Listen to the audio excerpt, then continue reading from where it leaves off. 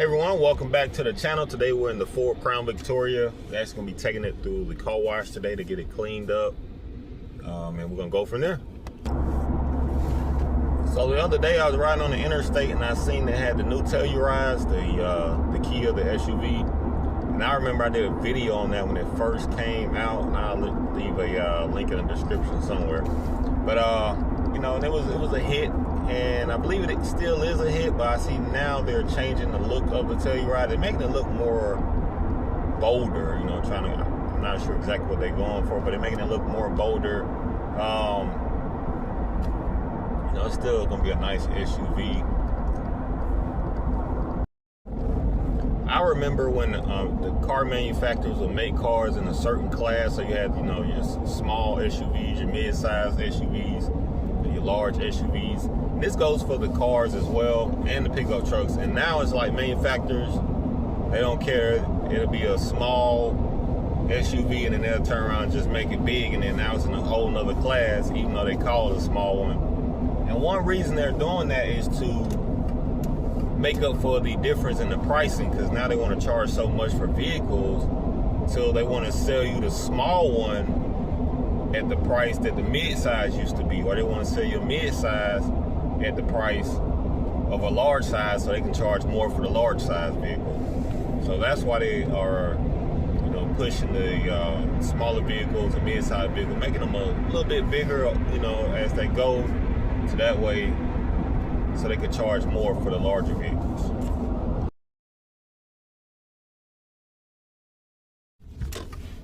When I'm driving, I like to have an extra set of eyes, so that's why I use the Mangoal dash cam. It is a factory fit. It records in 4K.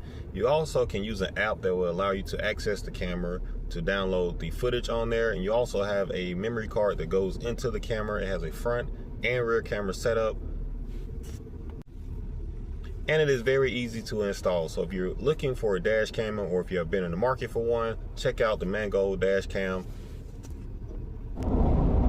Because they can't sit there and charge you, you know, a premium price. Let's say you got a large vehicle, no matter if it's a car, truck, SUV. Let's just say it's like 100,000. That's what they really are running, around 100,000. So you don't want to have a entry-level small vehicle that starts at 20,000 or 30,000, because then people are going to see that big huge gap. And then you don't want to have your mid-size at 50,000, because then it's still a huge gap.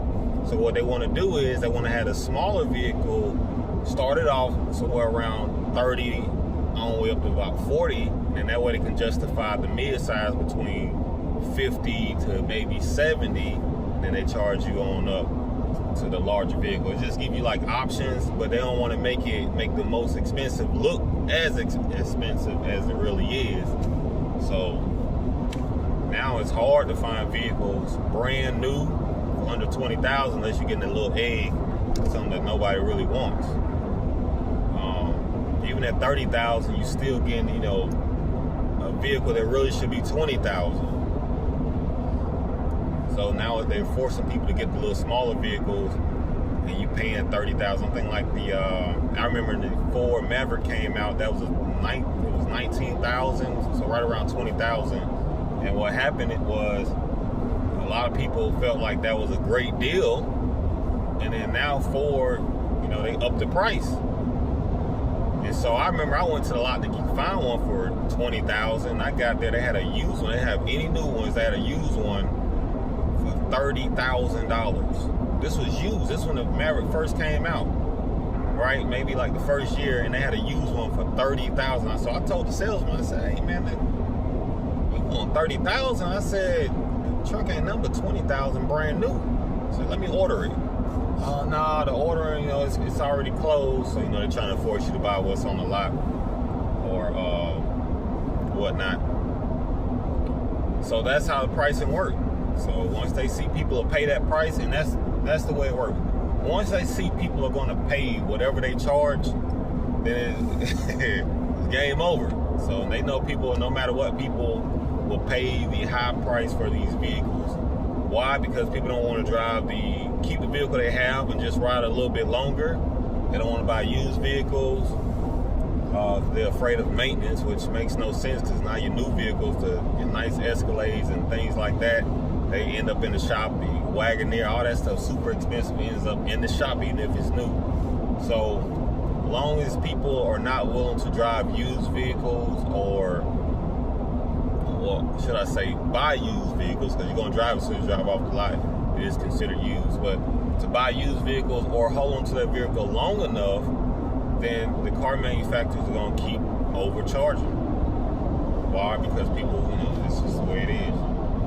But, for smart people who know to hold off on those vehicles, wait till they're a year or two older, get it at a great discount, because now when you buy those expensive vehicles, you are paying for all that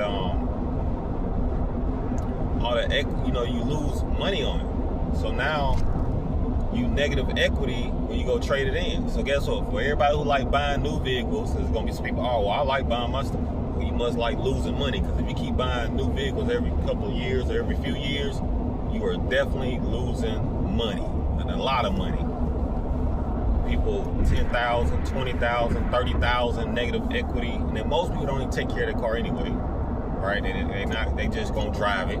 They ain't gonna really take care of it. They ain't gonna keep it clean. They ain't gonna maintenance it properly. So that knocks the value on down even further. Then you probably have people who like to drive into things, so dents everywhere. So man, it's just a lot of negative equity. People just really they don't care. They pretend they care, but they don't care for real. They're gonna complain about it later on. Price is too high. Prices ain't too high. That's what people paying for. The prices are set based on what people are willing to pay for the vehicle. So the price is not too high. That's what people are paying. The price is set on what people will pay. If nobody's paying that, they wouldn't charge that. So the dealerships know it's not too high. Not too high. If you're wondering what I use to record some of this footage, we are using the Mangoal dash cam. Very simple to hook up. You can receive a front and rear camera. Simple to install. Gives you a factory look with your vehicle. It does record in 4K. It does have a memory card, GPS, and many other features. Check the link below.